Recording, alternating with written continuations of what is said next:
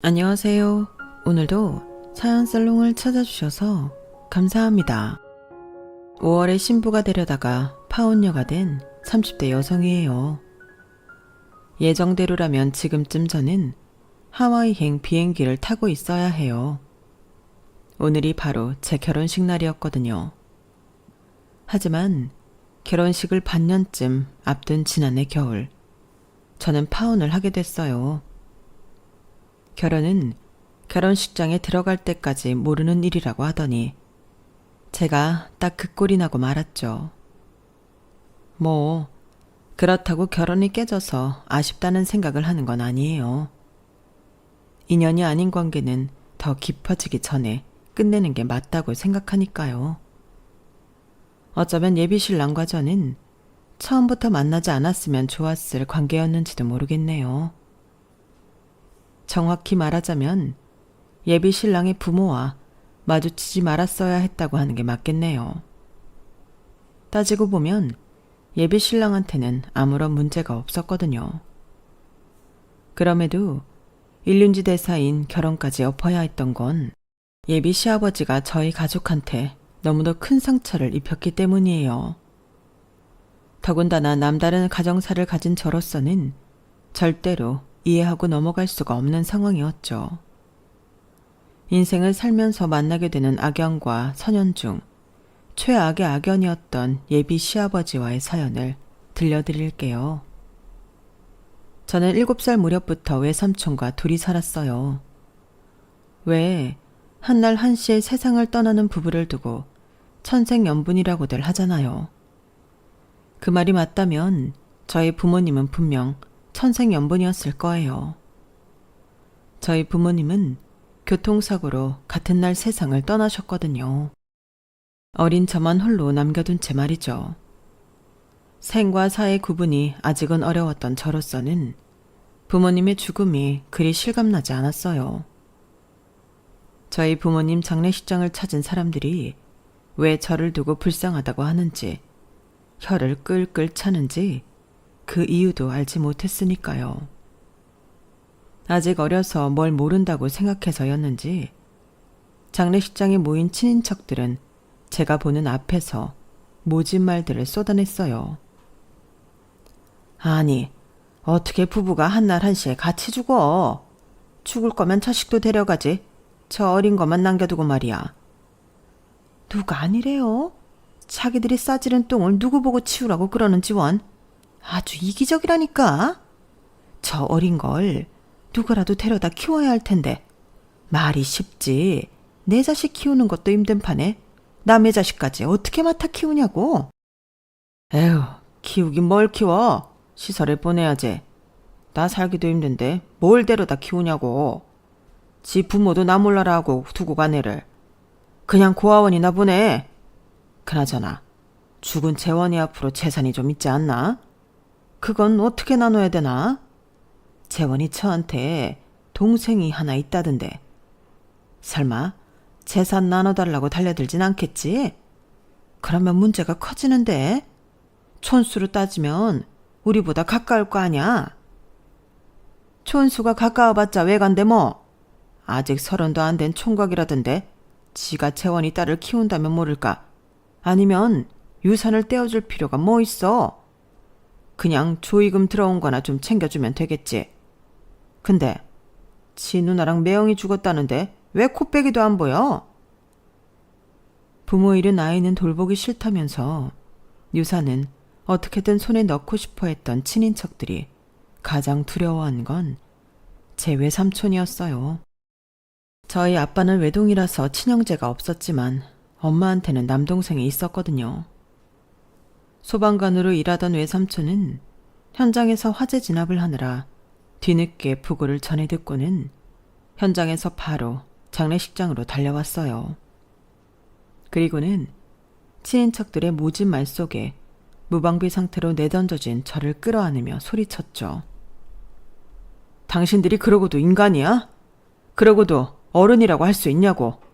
부모 잃은 애 앞에서 꼭 그딴 식으로 말을 해야 돼? 누구를 시설에 보내고 누구 돈을 챙겨? 당신들이 뭔데 우리 유정의 인생을 가지고 장난질을 치느냐고. 그러자 나이가 지긋하게 드신 할아버지가 저희 삼촌한테 한 소리 하셨어요.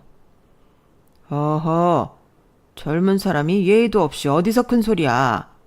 자네는 애비애미도 없나? 어디서 못 배운 놈 마냥 어른들한테 함부로 굴어. 어른들 얘기하시는데 괜히 끼어들지 말고 가서 옷이나 제대로 챙겨 입고 와. 장례식에 입고 온 옷 꼬라지하고는.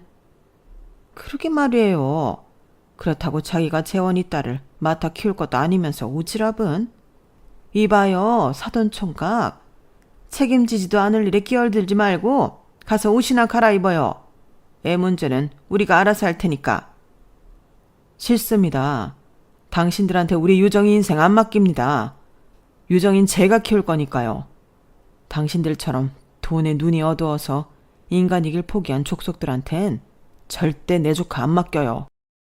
그러니 허튼 꿈꾸지 마세요. 아셨어요? 어린 조카를 모른 척할 수 없었던 외삼촌은 그렇게 저를 떠맡게 되었어요. 결혼도 안 한 20대 미혼이었는데 말이죠. 나이도 나이였지만 외삼촌 직업 때문에 저를 키우는 게 남들보다 더 벅찼을 거예요. 3교대라서 출근하는 일수는 적지만 한 번 나가면 24시간을 일하고 돌아오는 직업이라서 아이를 키우기에는 부적합했거든요. 그래서 외삼촌은 저 때문에 일을 그만두려고 했어요. 그때 삼촌을 뜯어 말린 건 평소 삼촌을 많이 아끼던 선배 소방관이었죠. 너 일 나갈 땐 우리 집에 조카 보내라. 우리 와이프가 봐준다니까 걱정 말고. 너 위해서 그러는 거 아니니까 부담 가질 필요 없어. 우리 와이프가 그러더라. 너처럼 팔팔한 젊은 놈이 현장에서 뛰어야 나 같은 노장이 버틸 수 있는 거라고. 그러니까 아무 걱정 말고 조카 데려오래. 우리 집 애들이랑 같이 놀면 애한테도 좋잖아. 그렇게 저는 삼촌이 일을 나갈 때면 선배 소방관 아저씨 집에서 지내게 되었어요. 그 집에는 초등학교에 다니는 언니 오빠가 있어서 외로울 틈 없이 지낼 수 있었어요. 아주머니가 맛있는 것도 많이 만들어주시고 언니 오빠가 재미있게 놀아주니 삼촌과 둘이 있을 때보다도 더 신나고 좋았어요. 그렇게 몇 년이 흘러 이제 그런 생활도 익숙해진 무렵이었어요. 하루는 일을 나간 삼촌이 저를 데리러 올 시간이 지났는데도 오지 않더라고요. 그리고는 아주머니께서 그러시는 거예요. 삼촌이 일 때문에 며칠 못 올 거야. 그동안 우리 집에서 지내자. 아줌마랑 이따 집에 가서 교과서랑 체육복 가져오자. 지금껏 한 번도 이런 일이 없었기 때문에 의아하긴 했지만 저로서는 딱히 어쩔 수 없었어요. 삼촌 없이 저 혼자 우리 집에서 잘 수는 없었으니까요. 며칠 후에 온다던 삼촌은 2주가 지나도 돌아오지 않았어요. 그동안 삼촌이 오기만을 오매불만 기다리던 저는 끝내 울음이 터지고 말았죠. 삼촌이 제가 귀찮아져서 버렸다고 생각했거든요. 그동안 참았던 서름이 터지자 울음이 쉽게 그치지 않았어요. 그러자 삼촌 선배 아저씨가 제게 그러더군요. 유정아, 삼촌이 그렇게 보고 싶어? 아저씨랑 삼촌 보러 갈까? 삼촌을 볼 수 있다는 말에 저는 울음을 뚝 그치고 세수부터 했어요. 그런데 당연히 저를 데리고 소방서로 갈 줄 알았던 아저씨는 엉뚱하게도 병원으로 가지 뭐예요. 아저씨 손을 잡고 복도를 따라 걷는데 기분이 이상했어요. 그렇게 병실 앞에 다다랐을 때 안에서 울음소리가 들렸어요. 순간 어릴 때 경험했던 저희 부모님 장례식이 떠오르더라고요. 설마 외삼촌이 나를 두고 세상을 떠난 건 아닌가 덜컥 겁이 났어요. 그래서 달려들어 문을 열었는데 의외의 상황이 눈앞에 펼쳐진 거예요.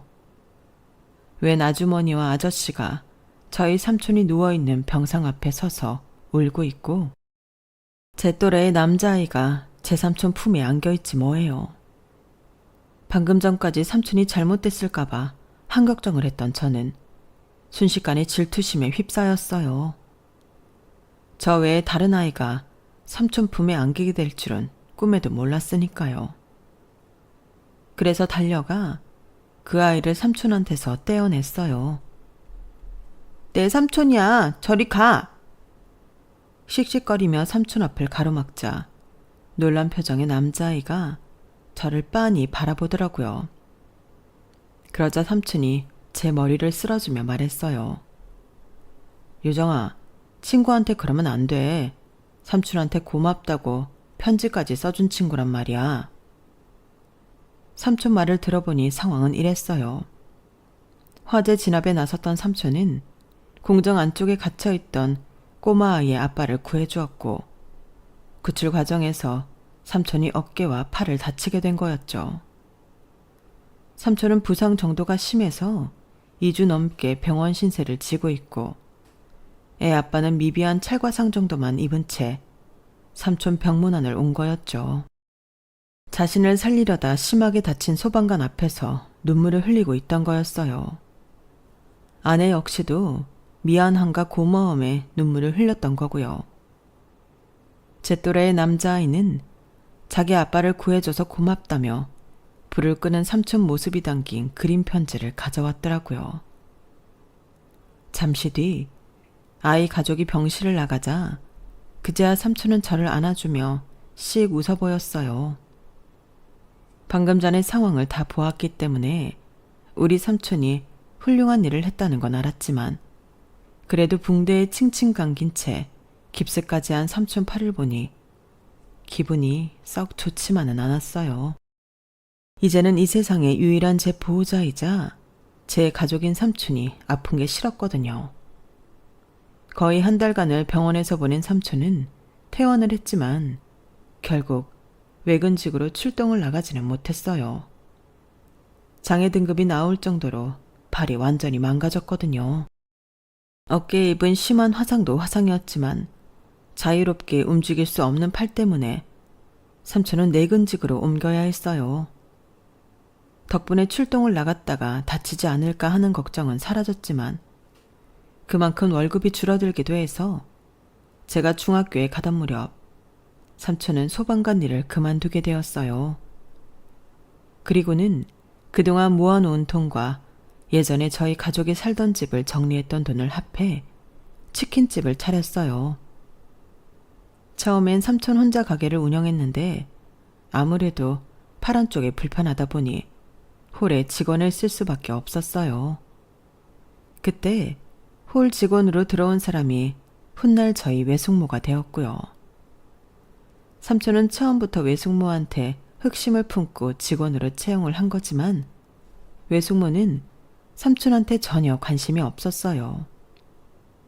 삼촌 혼자 소가리를 하는 걸 보다 못한 제가 끼어들어 두 분을 연결해드렸죠. 외숙모랑 제가 친했거든요. 저처럼 가족이 없던 외숙모는 저를 친구처럼 편하게 대해주셨어요. 삼촌이란 싸운 날엔 저한테 삼촌 흉을 보기도 하고 제 연애 상담도 해주곤 했죠. 남들은 제게 외삼촌 집에 얹혀 살면 눈치 보이지 않냐고 했지만 솔직히 그런 건 전혀 없었어요. 때때로 조류 독감 때문에 가게 장사가 안 되기도 하고 월드컵 특수를 맞아 온 가족이 풀동원 될 정도로 매출이 늘기도 했지만 살림살이는 그냥 딱 먹고 살기에 부족하지 않을 정도였어요. 그러다 제가 대학교 1학년 때 가게를 접을 뻔한 사건이 생긴 거예요. 건물주가 건물을 팔았는데 새 주인이 1층에 커피 전문점을 차릴 거라면서 삼촌한테 가게를 빼달라고 했거든요. 그동안 털을 잡아놓은 것도 있지만 당장 가게를 옮길 돈이 없었어요. 이럴 때 제가 도움이 되면 좋겠지만 대학생 처지라 해드릴 수 있는 게 없었어요. 그저 속만 탈 뿐이었죠. 그걸 아는 삼촌은 제 앞에서는 더더욱 강한 척을 했어요. 요정아, 삼촌 이렇게 안 쓰러져. 걱정하지 마. 가게 빼라면 빼주면 되지 뭐. 가게자리가 뭐 여기뿐이라니? 더한 시련도 이겨냈는데 이깟 것쯤이야 못 이겨내겠어? 자리 알아보고 있으니까 조만간 다시 가게 시작할 수 있을 거야. 그러니까 넌 공부나 열심히 해. 학점 잘 만들어 놔야 취업할 때 수월하지. 너 번듯한 직장 들어가서 멋진 남자 결혼까지 시켜야 내가 우리 누나랑 매형 앞에 면이 설 거 아니니. 삼촌은 제 앞에서는 걱정 말라고 소리쳤지만 실상은 그리 희망적이지 않았어요. 밤마다 외숙모랑 삼촌이 한걱정을 하는 소리를 저도 다 듣고 있었거든요. 그러던 어느 날이었어요. 밤에 자다가 목이 말라서 주방으로 가고 있었는데 안방에서 외숙모 목소리가 들리더라고요. 여보, 이 통장은 뭐야? 유정이 앞으로 된 통장이 있네? 어머어머, 무슨 돈이 이렇게 많이 들어있어? 여보, 혹시 이거 유정이 부모님 사망보험금이야? 맞지? 그럼 차라리 유정이한테 말하고 이 돈 좀 빌려 쓰자. 이 돈이면 우리가 봐둔 가게로 충분히 옮길 수 있잖아. 그러자 삼촌이 버럭 화를 냈어요. 이 사람이 무슨 소리를 하는 거야? 이 돈은 안 돼. 내 누나랑 매형이 유정이 앞으로 남긴 목숨값이라고. 이건 유정이 결혼자금으로 쓸 거야. 비록 부모 없이 자랐어도 남부럽지 않게 혼수며 예단 챙겨서 보낼 돈이라고. 그러니까 당신도 이 돈은 없는 돈이라고 생각해. 괜한 헛꿈 꾸지 말고. 그동안 숱한 어려움이 있었음에도 외삼촌은 제 부모님 사망보험금만큼은 손대지 않고 가지고 있었던 모양이었어요. 저를 먹이고 입히고 대학까지 보내면서도 어떻게든 그 돈은 지켜왔던 거였죠. 그러지 않아도 되는데 말이에요. 제가 몰랐으면 모를까 알고도 가만히 있을 수 없었어요. 그래서 며칠 뒤 외삼촌이랑 숙모가 계신 안방으로 갔어요. 그리고는 솔직하게 말씀드렸죠. 삼촌, 난 그 돈을 내 결혼자금으로 쓰고 싶지 않아. 내 인생의 새로운 시작을 부모님 사망보험금으로 할 생각은 없거든.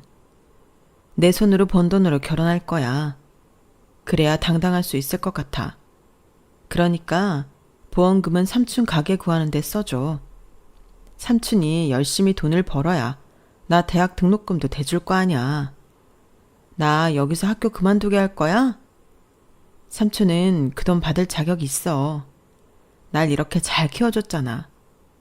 괜히 멋진 척 하겠다고 끝까지 우겼다간 나 대학이고 뭐고 다 때려치우고 집 나갈 테니까 알아서 해.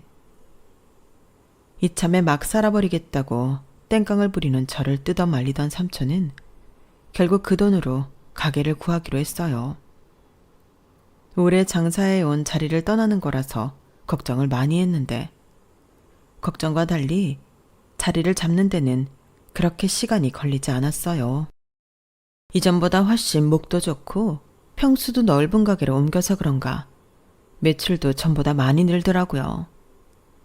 한때는 나만 두고 먼저 세상을 떠나신 부모님이 믿기도 했는데 위기의 순간 돌아가신 부모님 덕분에 고비를 넘길 수 있어서 정말 고마웠어요. 마치 하늘 위에서 우리 가족을 보살펴 주시는 것 같다는 생각이 들었거든요.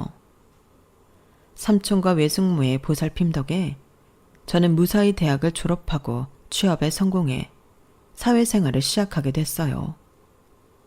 그리고 그곳에서 직장 동료의 권유로 유기견 봉사활동을 하게 됐는데 그곳에서 남자를 만나게 된 거예요. 저와 결혼 직전까지 갔던 예비 신랑을 말이죠. 편의상 예랑이라고 호칭할게요. 예랑은 대학 시절부터 봉사활동을 해온 사람으로 누가 봐도 FM인 남자였어요. 술, 담배도 안 하고 장난으로라도 욕설을 쓰지 않는 사람이었죠. 단점이라면 너무 완벽하다는 게 단점이랄까요? 돈 많은 집 외동아들의 외모까지 수려해서 주변에 추파를 던지는 여자들이 꽤 많았는데도 한눈 한 번 안 팔고 봉사활동에만 집중하더라고요. 그 모습이 제 눈에도 멋있어 보였어요.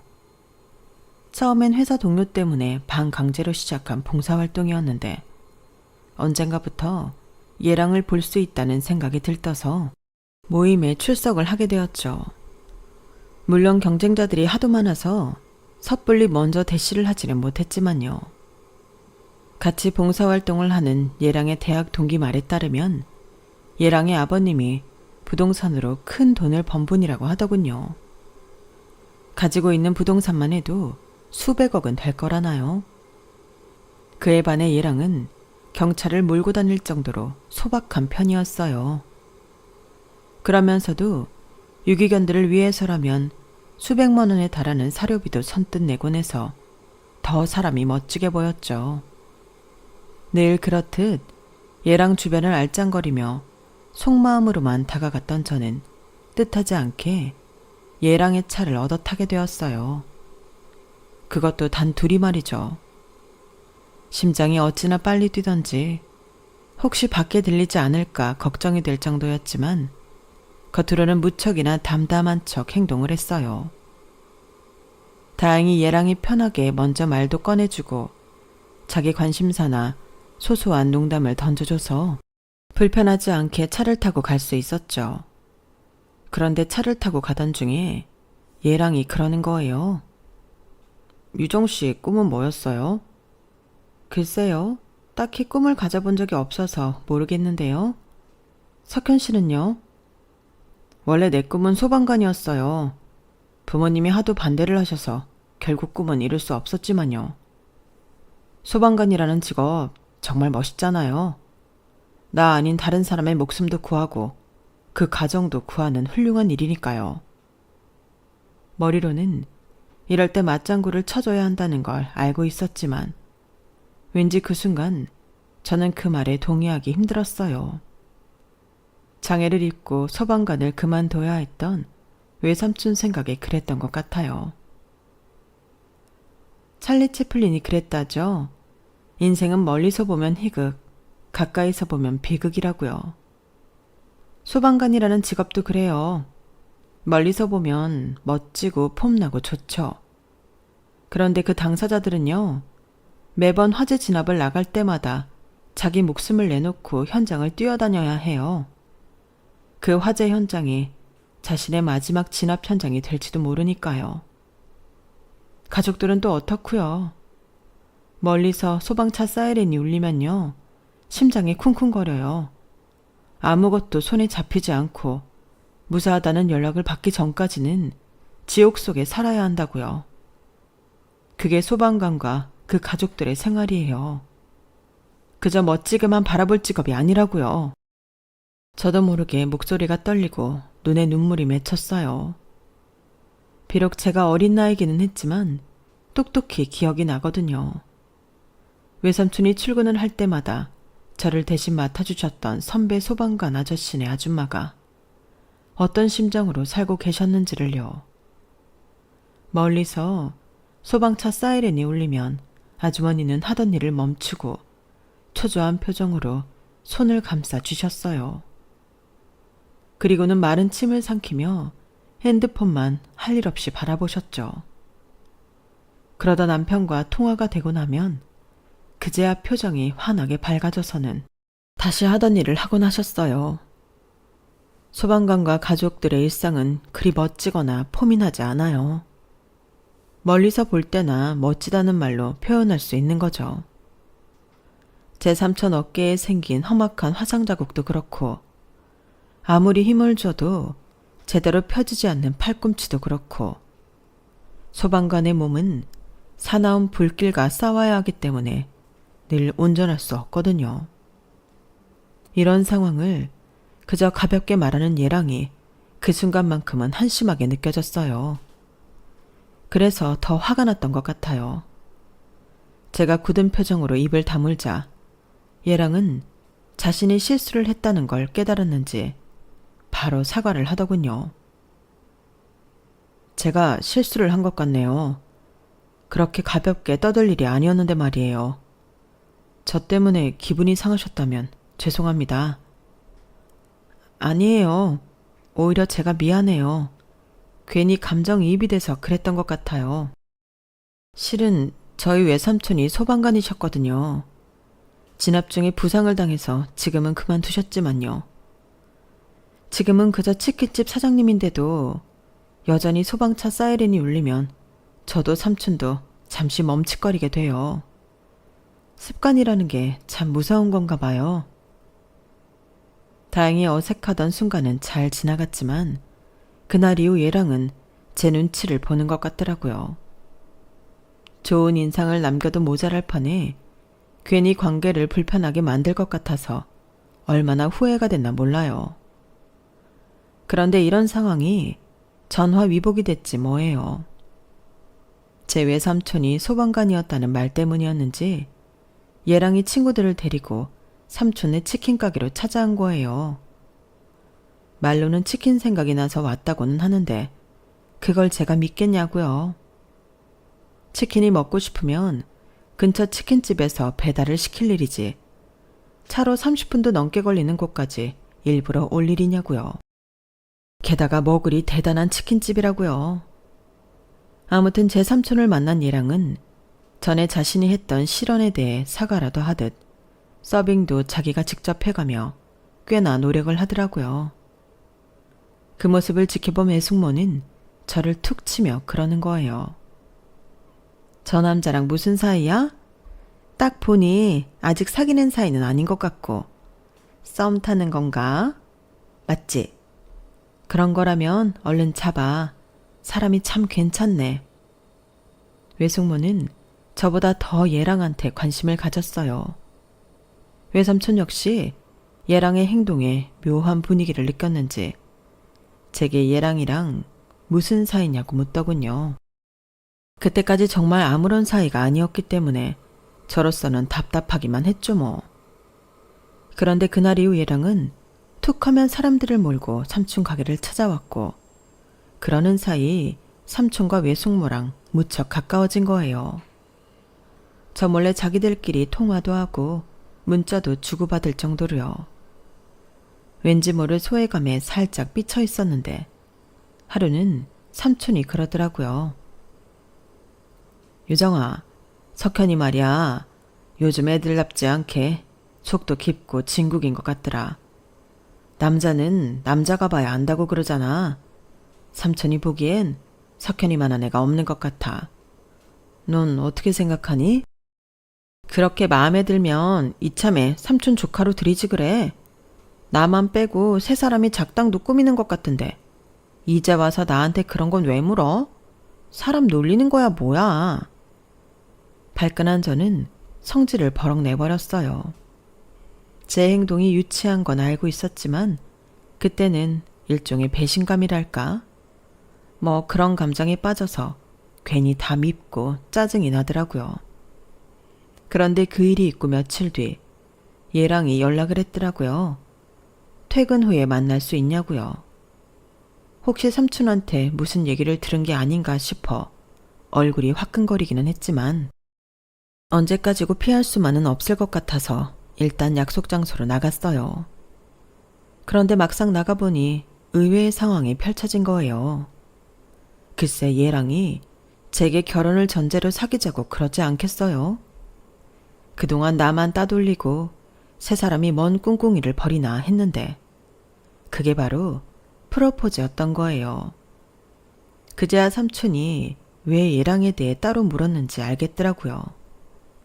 순간 너무 창피해서 얼굴이 발갛게 달아올랐어요.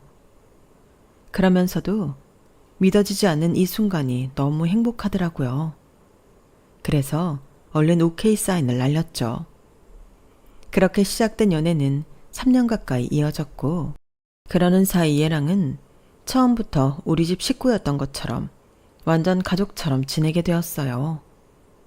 외삼촌이 한쪽 팔을 못 쓰시기 때문에 무거운 물건을 옮길 때면 얘랑이 도맡아 하게 됐고 여름 휴가를 떠날 때면 당연히 얘랑도 함께 가는 게 당연하게 여겨질 정도였어요. 그리고 드디어 우리가 계획했던 결혼 자금이 모아지자 얘랑 부모님께 인사를 드리러 가게 되었죠. 얘랑이 잘 사는 집 아들이라는 얘기는 진작부터 들어서 알고 있었지만 막상 그 집에 가보니 그제야 실감이 나더라고요. 연예인들이 많이 산다는 그 유명한 한남동 땡땡빌리지를 저는 그때 처음 가봤거든요. 따뜻하게 맞아주시는 어머님과 달리 아버님은 처음부터 저를 탐탁치 않게 여기시는 게 눈에 보였어요.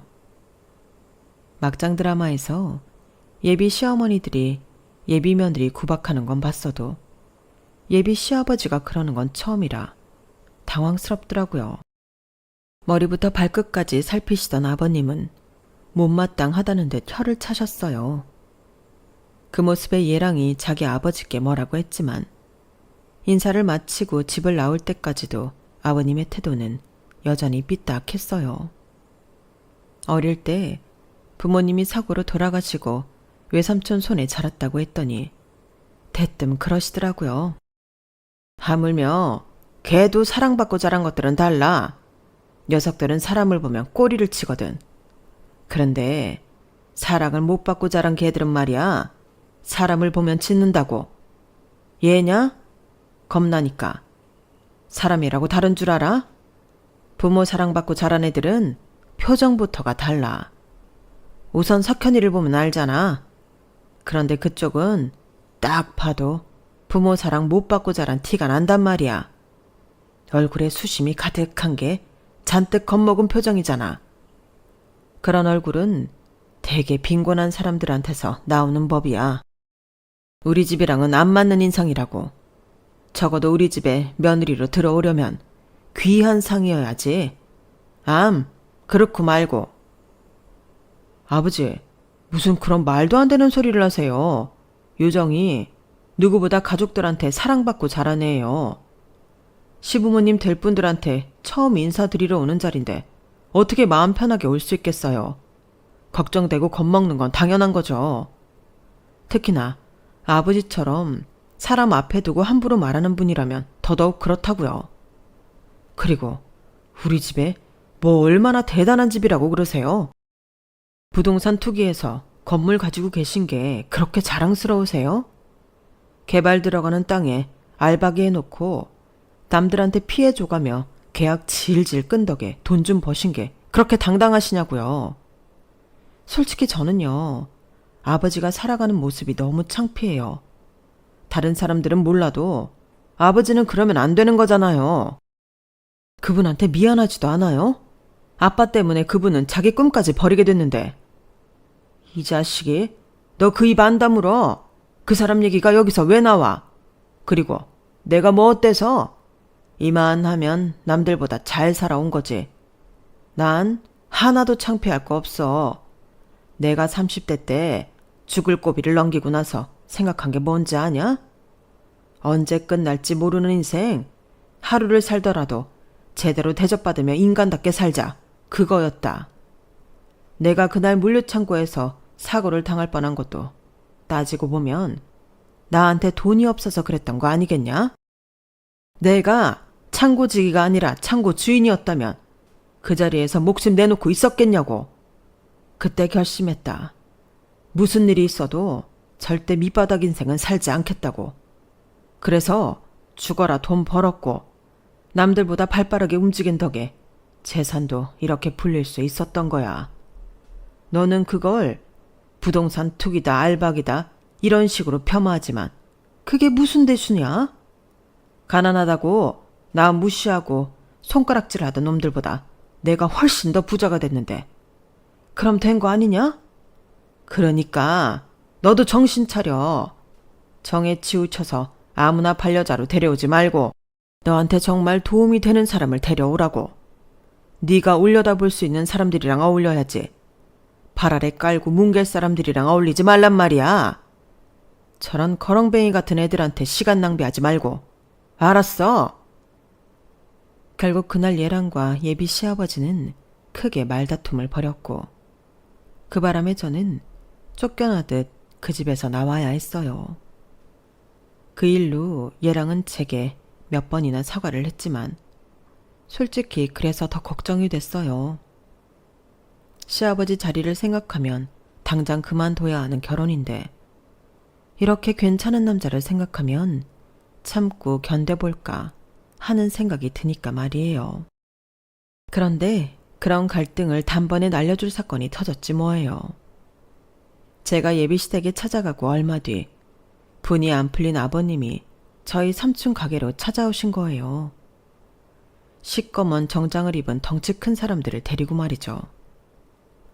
홀 안에 있던 손님들은 그 사람들의 등장에 잔뜩 움츠러들었고 삼촌과 이모도 긴장을 했어요. 그때였어요. 예비 시아버지가 손가락을 까딱거리며 저희 삼촌을 불렀어요. 마치 개를 부르는 듯한 손동작으로요.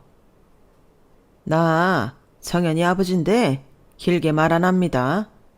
나 이 결혼 절대 찬성 못하니까 그쪽이 알아서 애들 정리시켜요. 괜히 동네 시끄럽게 하지 말고. 네 참, 변두리에서 닭이나 튀겨 파는 거지 새끼랑 사돈을 맺으라고? 내가 이러려고 길을 쓰고 돈을 모은 줄 알아? 어림도 없어. 내 눈에 흙이 들어가기 전엔 이 결혼 절대 안 시킬 테니까 그쪽도 그렇게 알라고. 그렇게는 못합니다. 둘이 좋다는데 왜 어른들이 나서서 애들을 갈라놓습니까? 저도 그쪽과 사돈 맺는 건 불편하지만 그래도 애들이 원한다면 말리지는 않을 생각입니다. 그러니 돌아가시죠. 삼촌은 최대한 예의를 갖춰 정중히 돌아가달라고 말했지만 예비 시아버지는 데려온 사람들을 시켜 가게를 난장판을 만들어버렸어요. 처음부터 이러려고 데려온 사람들이었던 거죠. 외숙모의 연락을 받고 저와 예랑이 급하게 달려왔을 땐 이미 가게 바닥은 깨진 술잔들과 부서진 그릇들, 그리고 내던져진 치킨으로 엉망이었어요. 그걸 본 예랑은 자기 아버지한테 달려가 울먹이며 당장 사과하라고 소리쳤지만 아버님은 끝까지 자신은 잘못한 게 없다며 되려 큰 소리를 치시더라고요. 그런데 그때였어요. 외삼촌이 한숨을 푹 쉬더니 웃옷을 벗기 시작한 거예요. 속티까지 벗고 나니까 어깨부터 팔까지 이어지는 흉측한 화상 자국이 그대로 드러났어요. 그걸 본 아버님은 놀란 표정으로 저희 삼촌을 빤히 보시더라고요. 이거 알아보겠습니까? 그럼 상도동 땡땡번지는 기억하십니까? 그날 거기서 화재 진압을 하다가 사무실에 직원 하나가 갇혀있다는 소리를 들었습니다.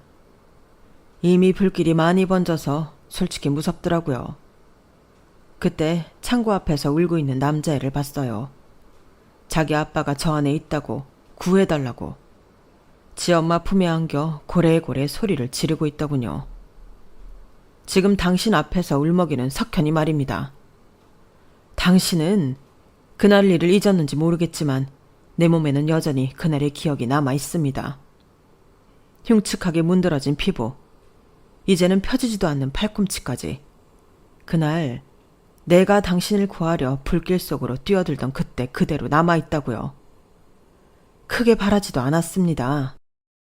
그저 내가 내 팔 하나를 희생해 살린 사람이 세상에 필요한 사람으로 살아준다면 나름 의미가 있을 거라고 생각했다고요. 그런데 이런 쓰레기 같은 인간이 돼버렸다니. 돌려주세요. 그날 나한테서 뺏어간 멀쩡한 내 팔과 내 꿈 전부 돌려달라고요. 그제 아버님은 고개를 떨구며 제 삼촌한테 용서를 빌었어요. 그러면서도 우리 결혼은 끝내 인정 못하겠다고 하더군요. 차라리 돈을 달라면 주겠다더군요. 그 말을 듣자 더는 참을 수가 없어서 한마디 했어요. 아, 그러세요? 그럼 돈 주세요. 그래, 네가 그래도 말이 좀 통하는구나. 얼마나 주면 되겠니? 우리 삼촌 팔에 난 화상 자국 흔적 하나 없이 다 없앨 수 있을 만큼요. 그리고 꿈쩍도 않는 팔꿈치 다시 펴게 할 수 있을 만큼 돈으로 주세요. 1억? 10억? 아니면 100억? 이 세상에 있는 돈 다 가져와도 불가능한 일이잖아요. 당신이 아무리 돈이 많으면 뭘 해. 우리가 원하는 건 하나도 못 들어주는데. 그깟 돈 가지고 뭘 잘났다고 여기까지 와서 자랑질이냐고. 당신 같은 인간을 살리느라 그 큰 고통을 감수한 우리 삼촌이 너무 가엾지만 그래도 난 우리 삼촌이 자랑스러워요. 당신처럼 인간 같지 않은 쓰레기한테도 인정을 베풀 줄 아는 분이니까요. 파혼? 그건 당신 같은 인간이 먼저 들먹일 말이 아니죠. 파혼을 해도 우리 쪽에서 합니다. 그러니까 오늘 당신이 엉망으로 만들어 놓은 우리 가게 제대로 복구해 놓고 당신 때문에 손해본 매상, 망가진 집기 죄다 배상해 내세요. 그 계산 끝나면 당신 아들이랑 나도 끝낼 테니까. 예랑은 끝까지 그럴 수 없다고 제게 매달렸지만 내 삼촌 자존심까지 상처 입히면서 이 결혼을 고집하고 싶지 않았어요. 그래서 예랑한테는 따로 자리를 마련해 제 뜻을 제대로 전하고 파혼을 결정지었어요. 예랑이 저희 삼촌과의 관계를 알게 된 건 삼촌이 지갑에 넣고 다니던 그림 편지를 봤기 때문이더라고요. 어린 시절 자신이 직접 제 삼촌한테 보냈던 그 편지 말이에요. 하지만 삼촌은 제게 그 사실을 알리지 말라고 부탁을 했던 모양이에요. 하긴 제가 진작 알았다면 결혼 생각까지도 안 했을지 몰라요. 예랑한테 제 삼촌은 고마운 분이겠지만 제게 있어 예랑의 아버지는 내 삼촌 인생을 망가뜨린 사람일 뿐이니까요. 파혼을 하고 몇 달 뒤 예랑은 다니던 회사를 그만두고 해외로 떠났어요. 비영리 봉사단체에 들어가게 되었거든요. 예랑의 아버지는 자신과 연을 끊은 채 돈도 안 되는 봉사활동을 하겠다고 회사까지 그만둔 아들 때문에 자리 보전하고 누웠다고 하더군요. 거기다 아내한테는 이혼 소송까지 당했고 말이죠. 어머님이 아들 인생까지 망쳤다고 이혼을 요구했다나 봐요. 뭐 저한테는 그러거나 말거나 한 얘기지만요. 비록 파혼은 했지만 저와 얘랑은 여전히 메일을 주고받을 정도로 연락을 하고 지내요. 딱히 예전으로 관계를 되돌리고 싶다는 생각은 안 하지만요. 좋은 추억으로 가슴에 담고 사는 것도 방법일 테니까요. 지금까지 제 사연을 들어주셔서 감사합니다. 들어주신 모든 분들 악연 말고 좋은 인연들과 항상 행복하시고 무엇보다 건강하세요. 여러분, 사연 댓글에 응원과 현명한 조언 부탁드려요. 좋아요와 구독은 저에게 큰 힘이 됩니다. 오늘도 좋은 일 가득하세요.